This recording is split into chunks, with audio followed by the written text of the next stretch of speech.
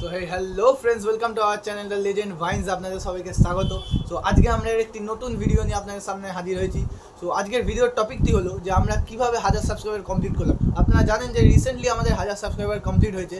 So সেই 0 থেকে 1000-এ কীভাবে আমরা গেলাম, মানে ফুল জার্নি স্টোরি, আপনাদের 0 to 1000 সাবস্ক্রাইবার কীভাবে কমপ্লিট করলাম প্রথম থেকে একেবারে শেষ অবধি আপনাদের পুরো আজকে এক্সপ্লেন করবো। সো ভিডিওটি পুরো দেখবেন, লাস্ট অবধি দেখবেন। ভিডিওটি ভালো লাগলে লাইক আর একটি সাবস্ক্রাইব করে অবশ্যই যাবেন।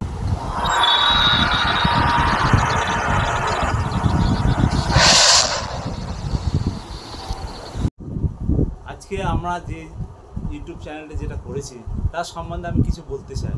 আমার নিজের একটা দোকান আছে, মুদিখানা দোকান আছে।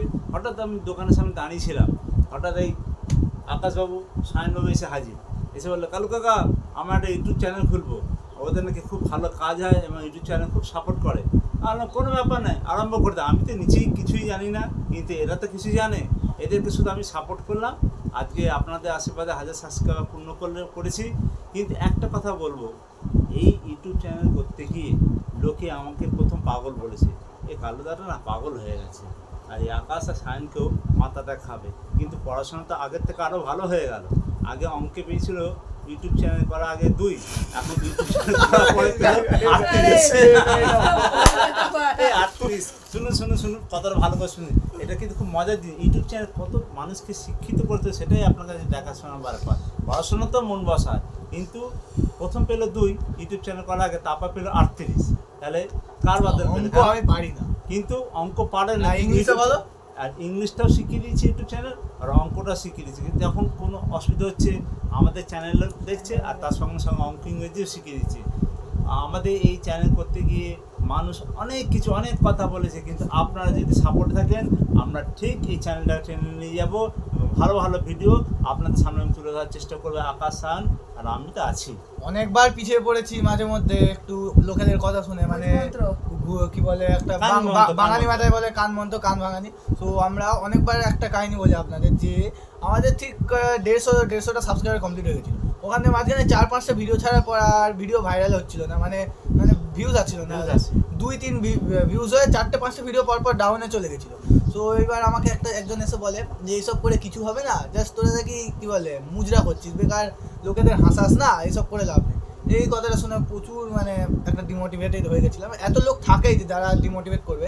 তো আপনারা এখান থেকে রিকভার করতে পারলেই আপনি একটি সাকসেসের দিকে যেতে পারবেন। তো তারপর থেকে 2 মাস ভিডিও বন্ধ করে দিয়েছিলাম আমি, সায়নও করে দিয়েছিল। মানে আমি করিনি, সায়নও করিনি, দুজনে একসাথেই তো করি। কালু কাকাও আর বলতে যায়নি যে কী হলো, আসছে না ভিডিও করতে। তারপরে হঠাৎ একদিন মনে হলো ইউটিউবে একটা ইউটিউবার আছে মানুষদের বলে, তার ভিডিও দেখে আবার মনে হলো না একটু ভিডিও করেই দেখি, কিছু তো হবে। তারপর দিয়ে আবার টানা ভিডিও করতে শুরু করলাম আমরা। সো আজকে আপনারা ফল দেখতেই পাচ্ছেন, 1000 সাবস্ক্রাইবার হয়ে গেছে, তাই তো?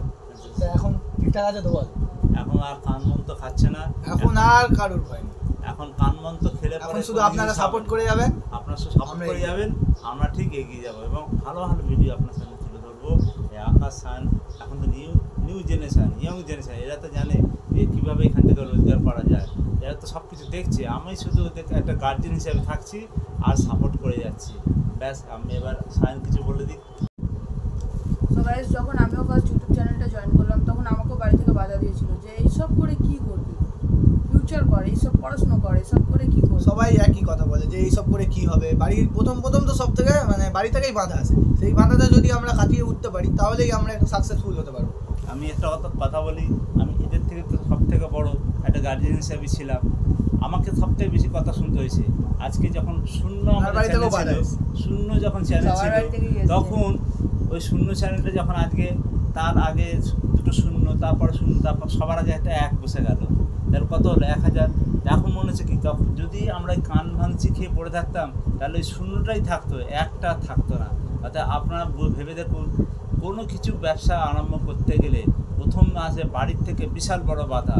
সেই বাড়ির বাধা যে অতিক্রম করে তুলবে সে হবে সাকসেস। কিন্তু আমি এদেরকে একটা কথাই বলি, তোমরা সব কিছু করো, আমি সবাইকে বলছি একটুখানি পড়াশোনাটা ঠিক করতে হবে, তা নাহলে কালু কাকাকে সব ছাড় খেতে হবে। একটা এক্সাম্পল আপনাদের দিই, যে গাছ পুঁতলে কিন্তু সময় লাগবেই সেটা বড় হতে। সো তার পিছনে খাটতে হবে যে গাছটা যেন বড় হয়। আপনি যদি না খাটুন তাহলে তো গাছটা হবে না। 5 বছর সময় পরে ফল দেয়, কিন্তু সে তখন লাগাতার সেইটাই এই ইউটিউবের পিছনে আপনারা খাটবেন, তাহলে ইউটিউব আপনাদের সাহায্য করবে। আচ্ছা, আজকে এই এতটা বললাম, কিন্তু আমি একটা কথা বলি, আমাদের কিন্তু এই জার্নিটা খুব ছোট্ট জায়গাতে হয়েছে, একটা ছোট্ট ঘরের মধ্যে দিয়ে যে রান্নাঘর থেকে চালু করেছি। ভিডিও করতে দেবে না এই খান ওখানে, আমার চুপি চুপি রান্নাঘরে বসে ভিডিও বানাতাম, চুপি চুপি মানুষকে করে ছাড়তাম, সে কী ঝামেলা। কিন্তু আজকে আমরা করছি, শুধু আপনাদের হাতটা আমাদের মাথার উপরে এদের উপর রাখতে হবে, দেখবেন আমাদের চ্যানেল এমনি এগিয়ে যাবে। অসংখ্য ধন্যবাদ আপনাদের, সত্যি করে মন থেকে বলছি অসংখ্য ধন্যবাদ, এত দূর আপনারা আমাদের সাথে আছেন, দিল সে শুক্রিয়া জানাতে। নমস্কার। আজকের ভিডিওটা এইটুকুই, এখানেই শেষ করলাম। নেক্সট ভিডিওতে আপনাদের দেখা হচ্ছে সানডেতে। আপনাদের বেশি মানে কি বলে আর অপেক্ষা করবো না। আপনাদের আর বেশি অপেক্ষা করাবো না, আপনারা বেশি ডিউরেশন দিয়েছিলেন যে 54% লোকজন বলেছিল যে যাওয়া আন্ডার ওয়াটার মেট্রোতে যাওয়া হবে। সো কলকাতা সেটা আমরা সানডেতে যাবো বলে প্ল্যান করেছি, ঠিক আছে? সো আপনাদের আর ওয়েট করতে হবে না, এই 5-6 দিন পর আবার দেখা হচ্ছে আবার একটা নতুন ব্লগ। তো ততক্ষণের জন্য টাটা।